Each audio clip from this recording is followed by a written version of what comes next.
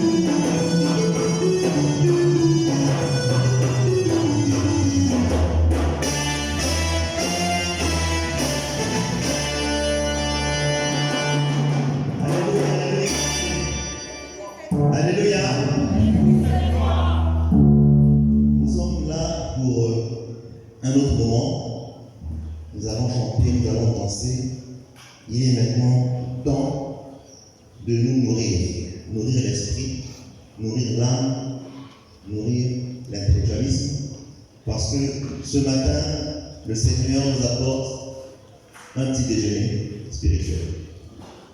Pour cela, nous allons prier de sorte que notre esprit, notre âme et notre cerveau soient disposés à écouter et à comprendre le message qui vient par cette prédication. L'éternel Tout-Puissant dispose de notre discours, notre âme. Ouvre le cerveau afin que la compréhension de Tout-Puissant soit de l'Église. Fais que le message qui passe ne soit pas mon message, que ce soit ton message à toi, Seigneur. Mets l'auditoire à l'écoute. Fais à ce que les gens soient concentrés. Fais à ce que les gens écoutent. Fais à ce que les gens comprennent. Et surtout, Dieu Tout-Puissant, fais à ce que les gens agissent selon tes instructions, selon ta prédication. Amen. Amen. Aujourd'hui, toujours dans notre parole 2024, l'année de la grande récompense, nous allons maintenant prendre un petit café qui nous dit va et vends. Va et vends pour que la grande récompense soit une réalité pour toi. Va et vends pour que la grande récompense soit une réalité pour toi. Il ne faudrait pas que ça soit une parole. Il ne faudrait pas que ça soit un slogan, que ce soit comme une récitation, mais il faudrait que ce soit une réalité. Et pour cela, depuis le début de l'année, nous avons eu plusieurs thèmes qui nous montrent des voies, qui nous montrent des chemins, qui nous montrent des recettes pour recevoir cette grande récompense. Et voici une nouvelle fois une autre formule, une autre recette pour recevoir sa grande récompense. Et là, il ne s'agit pas d'un slogan, encore une fois, mais plutôt de vivre cela et d'en faire une réalité. Quand on dit va et vend, ici, nous avons une recommandation, une commission pour faire de la grande récompense une réalité. Va et vend nous oriente à une activité, bien sûr, commerciale, puisqu'on parle de la vente.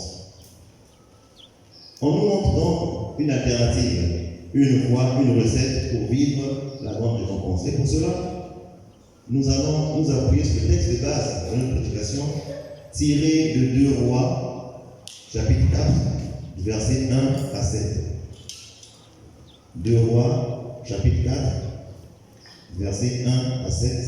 Je vais lire au nom du Seigneur. Seigneur,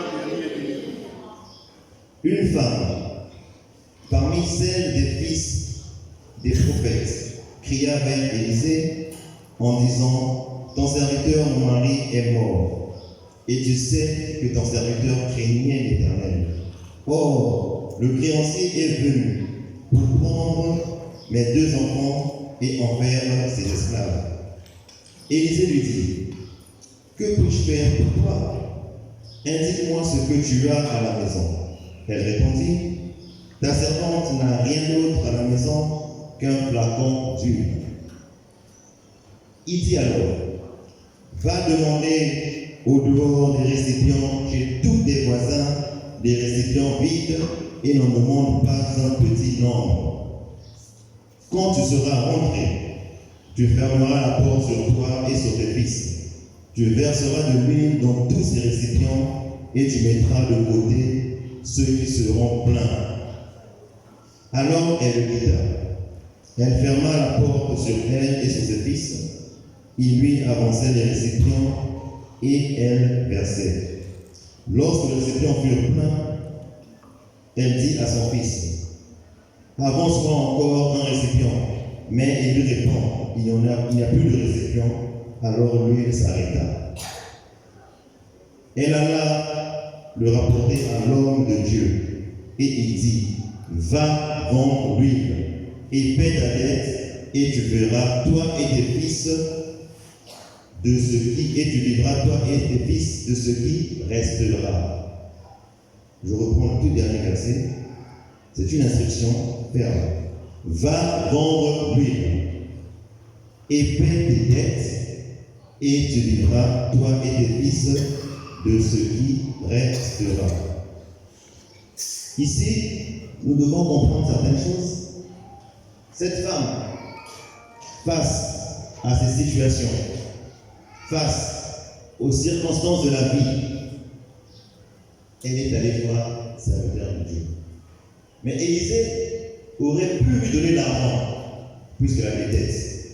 Elle n'avait pas de quoi manger. Vous pouvez le faire, mais il ne l'a pas fait. Pourquoi? Parce qu'il savait que s'il le faisait, l'argent allait finir et elle allait encore revenir pour dire: je n'ai plus rien.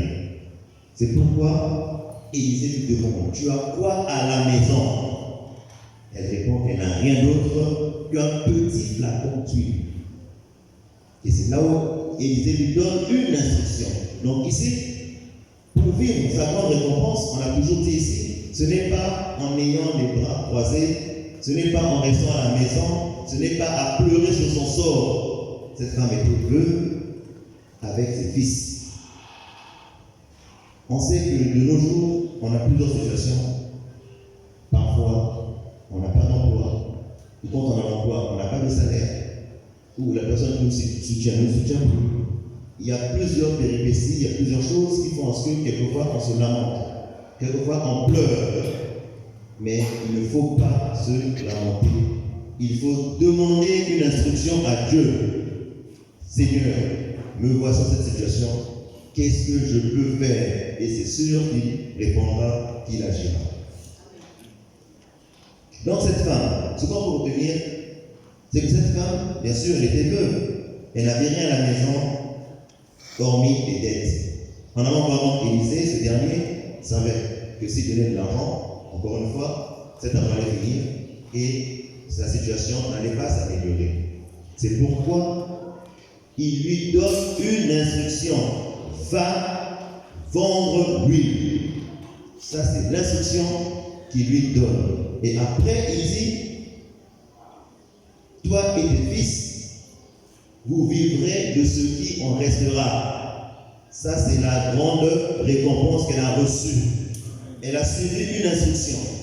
Et à la fin de l'instruction, on lui dit que tu vivras de ce qui restera. En tout cas, de la vente, tout ce qu'elle va vendre, parce qu'elle avait qu'un flacon d'huile. N'oublions pas aussi que là, on dit souvent, il y a la loi de la multiplication. Elle n'avait qu'un flacon d'huile, elle n'avait rien. Ça peut représenter quoi ce flacon d'huile? Ça peut représenter nous à la maison. On a un tout dernier espoir. On dit, mais qu'est-ce que je vais faire? Je n'ai plus rien. Qu'est-ce que je vais faire? Mais si on reste à pleurer sur ce qu'on peut faire, on ne va jamais avancer. Si on va vers les gens, donne-moi 1000 francs, donne-moi 2000, il me faut manger. Ces personnes vont donner, après un moment donné, ces personnes vont se fatiguer. Ce qu'il faut faire, c'est de demander l'instruction à Dieu. Qu'est-ce que je peux faire? Comme Élisée a donné l'instruction à cette dame, va vendre l'huile. Elle n'avait qu'un petit flacon. Ça s'est multiplié en plusieurs récipients, à un niveau où il n'y avait plus de récipients. Et quand il n'y a eu plus de récipients, l'huile s'est arrêtée. Ce qui veut dire que si elle avait encore des récipients, l'huile allait encore déborder. Mais quand il n'y a plus de récipients, c'est donc certainement la quantité qui suffisait à cette femme pour vendre et surtout pour payer ses dettes. L'instruction est la clé. Quelle est l'instruction que Dieu nous donne? Qu'est-ce que nous comprenons de l'instruction, de la commission? Qu'est-ce que Dieu nous envoie faire? Et qu'est-ce qu'on fait et qui ne marche pas? Quand Dieu donne une instruction, si rien ne se passe après, c'est qu'on n'a pas compris l'instruction. Parce que Dieu, quand tu t'envoies faire quelque chose, si tu fais tel qu'il a demandé, il y aura une pluie de bénédiction et tu seras même surpris. Tu dis, tout ça pourquoi, Seigneur, tout ça pourquoi? Parce que ça viendra en abondance. Quand il donne, c'est en abondance.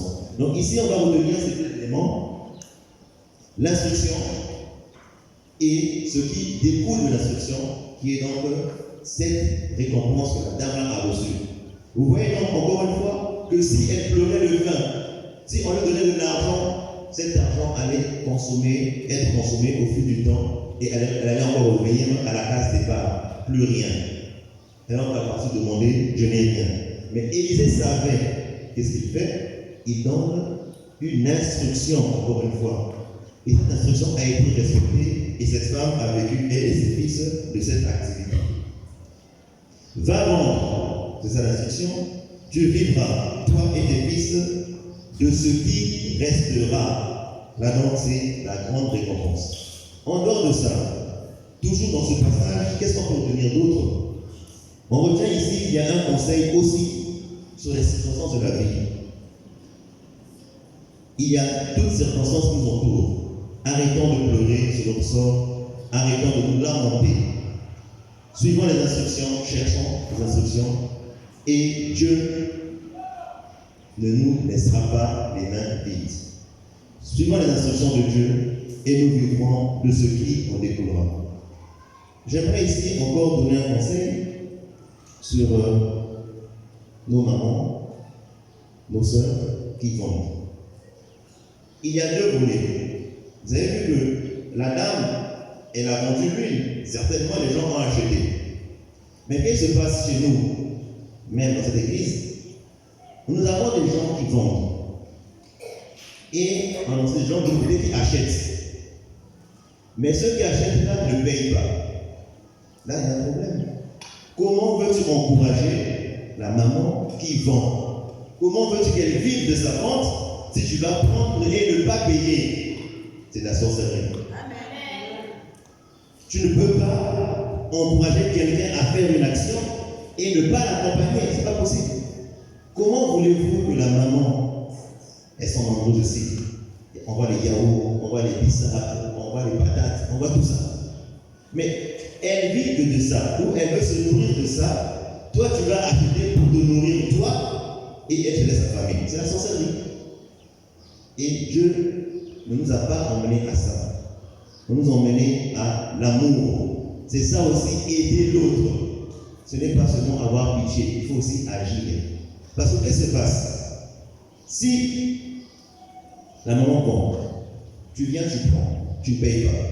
L'autre aussi ne paye pas. Après, le bien qu'un autre prend, ne paye pas. Mais qu'est-ce qu'elle va devenir? Plus rien. Elle n'aura plus rien. Et ce sont ces mêmes personnes qui ont pris, qui n'ont pas payé. Ce sont ces mêmes personnes-là qui ont venu encore critiquer. À mes poids, à mes poids, à mes poids, à mes poids. Mais pourquoi à mes poids? C'est parce que toi, tu l'as empoisonné. Arrêtons avec ce comportement, suivant les instructions, va et vends. Donc ici encore une fois, par rapport aux circonstances qui nous arrivent, nous devons chercher ces instructions, nous conduire vers la grande récompense. Ça ne doit pas être un slogan, ça ne doit pas être une phrase comme ça qu'on balance dans le vide. Mais on doit vivre cela. Mais pour vivre cela, il y a des commissions, il y a une instruction, il y a des conditions à suivre. Et chacun de nous, dans ce qu'il sait faire, a certainement une instruction spéciale. Tu sais faire les beignets, fais tes beignets, vends. Tu sais faire le yaourt, fais ton yaourt, vends. Tu sais parler aux gens, fais des cours, vas-y, vends tes services. Ne restons pas sur nos lauriers, ne nous lamentons pas de nos situations, parce que Dieu, il est vivant. Dans le passage, on a lu et on a entendu, fais de l'Éternel tes délices et il te donnera ce que ton cœur désire. Nous avons tout pour réussir. Nous avons tout. Si on ne réussit pas, soit on demande mal, soit on ne veut pas demander. Mais quand on demande, il te dit quoi faire et quand tu fais, ça marche. Donc ici encore, arrêtons de prendre des choses pour le plaisir de prendre. Encourageons nos mamans, nos soeurs qui vendent, nos frères qui vendent. Prenons et achetons. Achetons plutôt payant le plaisir. Arrêtons donc ce comportement de prendre ce que l'autre vend et de ne pas payer. Parce que tu bloques, tu freines sa grande récompense. Et c'est encore une fois, je considère ça comme la sorcellerie. On ne peut pas être enfant de Dieu et acheter des choses sans payer. Ce n'est pas digne d'un fils de Dieu. Nous allons arrêter de nous lamenter. Arrêter de pleurer. Moi, en tant que formateur, j'ai un étudiant, ou j'avais plutôt un étudiant, brillant, toujours à l'école, assidu, mais je ne savais pas ce qu'il faisait. Un jour, par hasard, j'arrive au fond de Tchétché, je vois cet étudiant en train de vendre des friperies.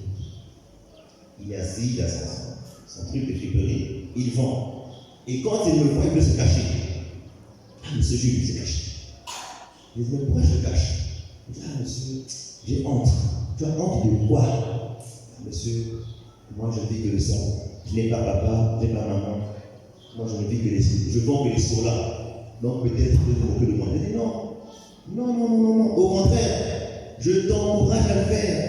Tu es mieux, 1000 fois mieux que ceux qui traînent à la maison. Tu es 1000 fois mieux que ces gens-là de 40 ans, de 36 ans qui attendent l'assiette de maman. Tu es 1000 fois mieux que ceux qui partent voler. 1000 fois mieux que ceux qui vont braquer. Tu es 1000 fois mieux. Et qu'est-ce que j'ai fait? Avec l'association que j'avais, on avait une visite des orphelins. Je l'ai appelé. J'ai appelé plutôt son ami. J'ai dit, est-ce que X là est toujours là? Oui, monsieur est toujours là. Viens en bas, là-bas, pour le second. Nous sommes arrivés. Je lui ai demandé de me servir des habits à 50 000. Il a donné. Il était tellement content que tout ce qu'il avait était fini. Quand on fait le décompte, ça faisait presque 204 000. Qu'est-ce qu'on a fait? On a payé l'association. On a payé ça. Et qu'est-ce qu'avec ça, il a pris cet argent. Il est allé vers notre activité. Aujourd'hui, à l'instant où je vous parle, ce monsieur-là, il a 2 taxis. Il a 2 taxis. Vous voyez? Mais si nous, en arrivant le voir avec ses friperies, on s'est moqué de lui, qu'est-ce qu'il aurait fait? Sa honte, sa culpabilité allait encore s'aggraver. Et il allait devenir misérable dans la tête. Dire, moi, c'est fini. Mais pour se trouver quelqu'un qui l'a encouragé à la vente, je lui ai dit, non, mais fais 1000 fois mieux. Mille fois mieux. Beaucoup d'amis sont en train de traîner, ils font le conflit avec l'argent de leur père. Toi, c'est ton argent à toi, réjouis-toi. On a acheté des choses qui ont fait presque 300 000. Et du coup, suite à l'achat, il a changé de commerce. Il est allé faire des kawaki, aujourd'hui il a 2 taxis. Et il n'y a même pas un mois, il m'avait vu en ville, il m'a pris le ramener à la maison gratuitement. Vous voyez? Donc il a vécu où il vit sa grande récompense. Mais chacun de nous, qu'est-ce que nous faisons nous? Pourquoi nous pleurons? Pourquoi nous lamentons? Cherchons ce que nous allons faire. Moi, c'est pareil. On a tous vécu ça. Je l'ai vécu. Parfois, je le vis encore peut-être. Je rentre des études. J'arrive là tout frais. J'ai un ingénieur. Je dis bon, j'aurai du boulot. Voilà. 1 année, 0. 2 ans, 0. 3 ans, 0. Ah. Là, j'avance. Toujours pas de boulot. Moi, vous voyez, je suis allé, j'ai travaillé dans un restaurant. Moi, vous voyez. Restaurant. Le matin, ça paye. Quand les gens viennent, j'ouvre la porte. On t'engueule devant les clients. Moi, vous voyez. Moi, je suis dans un restaurant. Un restaurant portugais. Parfois, parmi les clients, tu retrouves des anciens collègues d'école. Ils arrivent. Oh, mais je fais quoi ici? Mais je travaille ici. Comment ça travaille ici? Mais je travaille ici. Je n'ai rien, je fais quoi? Je n'ai pas eu. Mais je ne suis pas gêné. Et parmi les clients, il y a un homme qui travaillait à Panalpina, ex-Panalpina. Ce monsieur remarque, il me dit, mais toi quand je te vois, je suis un peu différent. Je dis, comment ça? Non, je suis un peu différent. Je dis, comment ça? Je ne sais pas, mais il y a un truc. Je vois un truc, un peu différent. Il m'appelle dans un coin, il me demande, tu as étudié? Je dis oui. Tu as quel niveau? Il dit un bac plus 5. Oh, mais tu vas dans un restaurant. Mais on n'a rien. Lui de rester à la maison et tout cela. Je dois trouver quelque chose. Je dois manger, n'est-ce pas? Je dois plus compter sur mes parents. Ma mère est fatiguée. Donc voilà. Je suis aussi un grand, j'ai des petites sœurs. C'est moi qui vais assurer la valeur. Je dois faire quelque chose. Et c'est là où ce monsieur-là, il me donne une carte de visite. Il me dit, le tablier là, oublie-moi ça. Viens me voir lundi au bureau. Et quand je viens voir lundi au bureau, c'est là où tout a commencé. Tout a commencé là. Quand je viens le voir, il appelle un de ses amis me voient, entretien, va travailler. Et c'est là que je commence à travailler dans une maison de transit. Mais à côté de ça, j'enseignais. Puisque, comme tout à l'heure j'ai dit, je ne pouvais pas rester les bras vides, lamenter, pleurer sur mon sort. J'ai trouvé qu'est-ce que je peux faire. La seule force que Dieu m'a donnée, c'est d'avoir un cerveau. Je n'ai pas de travail de main, je n'ai pas de travail de pied, je sais que travailler la tête. Et donc dit, je vais aller enseigner. Là où je vais enseigner, on nous payait 2000 francs par heure. 2000 francs par heure et un cours avec 2 heures. Dans la semaine, j'avais un seul cours. Dans la semaine, j'avais un seul cours. Le cours est payé à 2 heures. Donc par semaine, tu as combien? 4 heures. Et dans un mois, tu as combien? Même pas 20 000. 4 semaines, 16 000. Même pas 20 000. Mais ça n'a coûté qu'un seul trimestre. Le trimestre qui a suivi, puisque mon si on coûtait, je pense que c'est pas grave, je n'ai que ça, je vis avec. Mais pendant les vacances, tu n'as rien. Et c'est là où on a les vacances de travailler dans ce restaurant-là. Mais pendant les années scolaires, j'enseignais fin du mois, fiche, pointage, 16 000, je prends. Après 16 000, je prends. Mais au fur et à mesure, les écoles ont commencé à chercher des gens qui ont fait logistique. Et ce n'est même pas moi, mais ce sont les gens qui ont recommandé. Il y a un jeune, telle école, il fallait le chercher. Vous voyez, ça aussi c'est une forme de récompense. Parce que je ne suis pas resté sur mes bras, sur mon laurier. Je ne suis pas resté les bras croisés. J'ai cherché qu'est-ce que je peux faire. Travail de pied, je ne suis pas footballeur, je ne sais pas. Travail des mains, je ne suis pas artisan, je ne sais pas. La menuiserie, cordonnerie, je ne sais pas faire ça. Mais la seule grâce que Dieu m'a donnée, c'est d'avoir un cerveau ou qui a permis que je puisse faire de longues études. Donc, je vais utiliser mon cerveau. Donc, j'ai vendu mes services. Mais cette fois, ça m'a donné quoi? Une récompense. Aujourd'hui, à l'instant où on parle, on ne peut pas parler de logistique à Pointe-Noire sans se lever du debout. C'est impossible. Donc, aujourd'hui, c'est impossible dans toutes les écoles que vous voyez de Pointe-Noire. On ne peut pas parler de la formation en logistique sans sortir le nom Jules et Bruno. C'est impossible. Impossible. Mais c'est une forme de récompense. Donc, par ça, je veux vous inviter aussi. Tu as quelque chose à la maison, tu sais faire quelque chose. Remets ça entre les mains de Dieu. Et lui seul saura comment te récompenser. Ne pleurons plus. Ne nous lamentons plus. Restons fermes envers Dieu. Agissons tel que lui qui recommande. Demandons ses instructions. Seigneur Dieu, voilà ma situation. J'avais ça. Je donnais mes dîmes, je donnais mes offrandes, je participais à toutes les quêtes de l'église. Maintenant, Seigneur, je n'ai plus ça. Comment veux-tu que je te serve si je n'ai plus rien? Mais il va bouger. Seigneur, là-bas on demande ceci, là-bas on demande cela, mais je n'ai rien. Comment veux-tu que je t'accompagne si je n'ai rien? Là-bas, il va réagir. C'est vrai. Mon fils a la volonté d'apporter ses offrandes, mais il ne peut pas parce qu'il n'a rien. Alors Dieu va remplir tes récipients d'huile pour que tu puisses vendre et tu vivras de cela. Amen. Est-ce qu'on va faire une photo?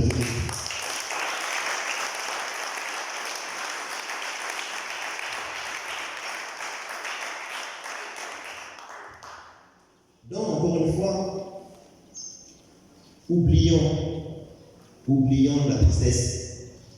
Oublions les soucis. Vous savez, le camp ennemi est content lorsqu'on est dans la culpabilité, lorsqu'on est triste. Parce que quand tu es triste, quand tu as un cœur meurtri, tu n'as pas le courage et la force de prier. Et le camp ennemi est content. C'est ce qu'il souhaite. Il dit, mais on voit de mauvaises idées pour que tu restes dans le noir. Mais Jésus-Christ est lumière. Nous devons aller vers lui. Il y a toujours une instruction. Toujours une instruction. Bien aimés dans la foi, j'aimerais terminer tout simplement pour vous dire que la grâce de Dieu nous accompagne et nous conduise à vivre la réalité de la grande récompense. Amen.